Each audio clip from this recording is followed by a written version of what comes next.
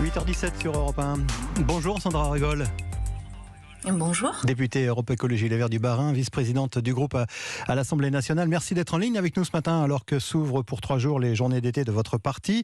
On va reparler dans un instant de l'avenir d'Europe Écologie Les Verts et du bilan que vous faites de votre coalition, par exemple, avec la France Insoumise. Mais d'abord, votre sentiment, Sandra Rigol. Emmanuel Macron a fixé parmi les priorités de la rentrée une mobilisation générale sur la sobriété énergétique et la planification écologique. On annonce d'importants engagements d'Elisabeth Borne dans quelques jours, peut-être même d'ailleurs dès aujourd'hui, à l'issue du Conseil des ministres. Qu'est-ce que vous dites aujourd'hui? Que cette fois, ça y est, il y a une vraie prise de conscience? Déjà, je note avec amusement qu'il y a quelques mois, quand nous parlions de sobriété nécessaire pour anticiper sur ce qui allait advenir, Emmanuel Macron nous moquait et nous qualifiait d'amiches pour dire que vraiment l'écologie était punitive quand elle venait de notre voix. Et soudain, face à la réalité, c'est-à-dire face à la sécheresse, face au super-feu, face à des Françaises et des Français qui souffrent directement et dans leur corps du dérèglement et du réchauffement climatique, et bien soudain, les propositions qu'on portait pour anticiper, pour éviter ça, deviennent une évidence. Alors après, je peux que me réjouir du fait que le gouvernement dise enfin qu'à un moment donné, peut-être, il va commencer à agir. Le problème, c'est que ça fait depuis les années 90 qu'on est au courant de ce qui va arriver, que les scientifiques sont très clairs sur ce qu'il est en train d'advenir et que ce gouvernement n'en finit pas de regarder ailleurs pendant qu'il y a urgence et se retrouve à chaque fois à faire des cellules de crise sur l'eau, des cellules de crise sur les feux, des cellules de crise sur le climat, comme si on découvrait tout ça. Non, on ne découvre rien, si ce n'est qu'on découvre chaque jour un peu plus ce que les tribunaux ont déjà qualifié, à savoir l'inaction de ce gouvernement. Bon, ça, c'est très politique et c'est un choix. Cela dit, Sandra Rigol, il n'y a pas que des discours, il y a aussi des actes, puisque Gabriel Attal a annoncé ce mois-ci une rallonge budgétaire de 3,3 milliards d'euros pour la politique de transition écologique. C'est quand même un signal fort, ça, non ? C'est un minimum syndical, j'ai envie de vous dire. La réalité, c'est que aujourd'hui, la France est le seul pays à l'échelle européenne qui ne respecte pas ses engagements, ne serait-ce qu'en matière de développement des énergies renouvelables pour rendre la France enfin un peu indépendante et pour avoir une énergie qui ne pollue pas.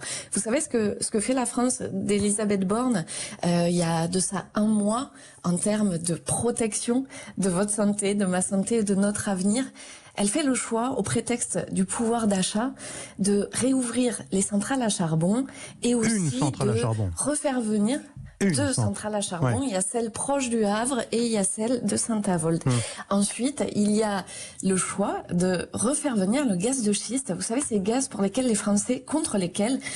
Français s'étaient beaucoup mobilisés il y a plus de 10 ans de ça. On pensait qu'enfin, ces projets climaticides, ces projets écocidaires étaient finis. Eh bien non, ce gouvernement nous dit il faut agir pour le climat et en fait fait tout l'inverse. Vous voyez, c'est compliqué pour moi d'être convaincu par des mots quand la réalité des actes est un retour en arrière qu'on n'a jamais vu depuis 10 ans. Donc vous attendez de voir quelles seront les mesures effectives qui seront proposées par le gouvernement. Enfin, on peut s'imaginer quand même que cet été de tous les records en matière de sécheresse, de canicule et de menaces sur la ressource en eau, ça va être, comment dirais-je, une sorte d'électrochoc finalement, donc pour la politique gouvernementale.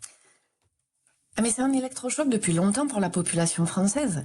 Même le collectif des assureurs, enfin les chefs des assurances disent depuis plusieurs années qu'ils ne sont plus en mesure d'assurer les personnes et les entreprises face aux effets du réchauffement climatique si les États n'agissent pas. En fait, tout le monde est conscient de ça, à l'exception de nos gouvernants. Vous voyez, aujourd'hui, on n'a pas besoin de discuter d'un agenda futur, d'un potentiel plan d'action. On a besoin de planifier l'action tout de suite.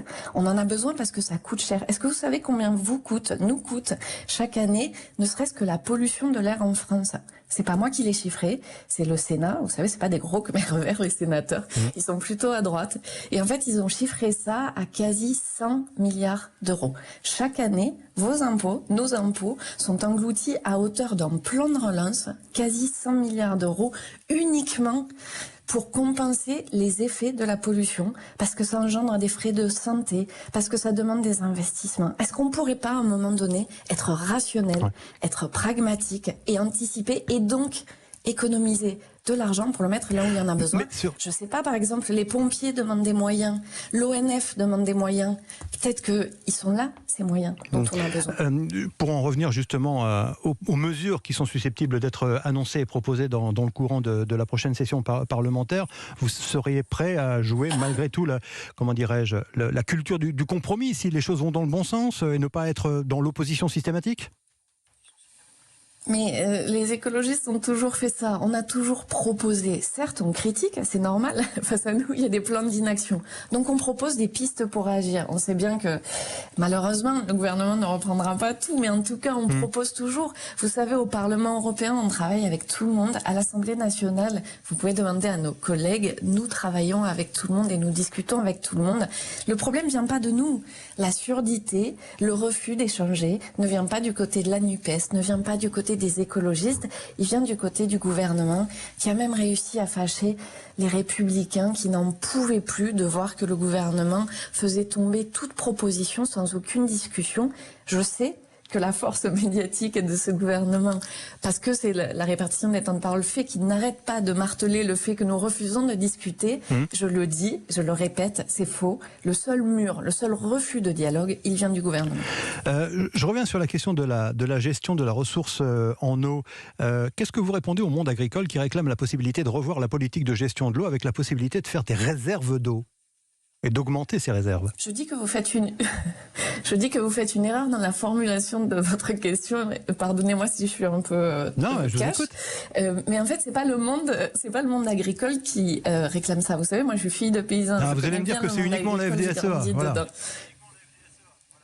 Non, je dis que c'est uniquement les entreprises qui travaillent dans le monde agricole et pas les paysans. Et il y a une grosse différence. Je suis vraiment désolée de le formuler ainsi. Ce n'est pas dépréciatif. C'est juste qu'il y a des gens qui travaillent pour améliorer la terre au quotidien et pour nous nourrir. Et il y a des gens qui travaillent pour capitaliser des profits en ne mettant jamais ou quasi les pieds dans leur champ. J'exagère un tout petit peu pour vous donner une idée. C'est pas tout à fait ça la réalité. Mais au moins ça permet de comprendre que non, ce n'est pas le monde paysan qui demande ça. C'est une minorité de personnes qui le demandent avec violence et qui le font sans respecter les lois. C'est-à-dire qu'ils privent des villages entiers d'eau uniquement pour pouvoir arroser du maïs qui, lui, va servir à nourrir des bœufs de l'autre côté de l'Atlantique. Et ça, c'est pas exagéré, c'est la réalité. Et ça, encore une fois, c'est pas beaucoup demandé que de donner un peu de pragmatisme pour que les personnes qui font vivre la terre, le vivant et qui nous nourrissent littéralement soient aidées dans leur travail. Ces gens-là ne demandent pas à privatiser l'eau, ils demandent pas à vous priver d'eau, ils demandent au contraire à ce qu'on gère cette ressource. Et c'est ce que demandent les écologistes. Gérons avec intelligence cette ressource, pensons à l'avenir, arrêtons de privatiser tout, à commencer par le vivant. Alors justement, dans la gestion de la ressource de l'eau, est-ce qu'il faut interdire les piscines privées, comme le suggère Julien Bayou ? Ça fait partie des pistes envisageables. En fait, on s'est habitué à avoir de l'eau partout et tout le temps. Et on Donc utilise vous seriez de l'eau pour les toilettes, ce qui, dans la moitié du monde, est inconcevable. Je ne dis pas que je suis enthousiasmée par ça, mais qu'est-ce que vous voulez qu'on fasse pour qu'on puisse continuer à avoir de l'eau partout? Là, aujourd'hui, cet été, vous avez des milliers, des centaines de milliers de personnes qui ne pouvaient même pas ouvrir l'eau pour boire à leur robinet. Est-ce que vous vous rendez compte que ça, si jamais on n'agit pas maintenant, ça pourrait devenir la norme? Donc oui, on doit réfléchir à des solutions. Et certaines sont un peu polémiques. Eh bien, peu importe si c'est polémique, ce qu'on veut, c'est que chaque Française, chaque Français ait droit à de l'eau potable pour boire. Peut-être qu'on n'a pas besoin d'eau potable pour irriguer les champs ou pour utiliser dans nos toilettes. Et qu'il faut commencer à penser comment cet or bleu est nécessaire à notre vie et comment est-ce qu'on le préserve.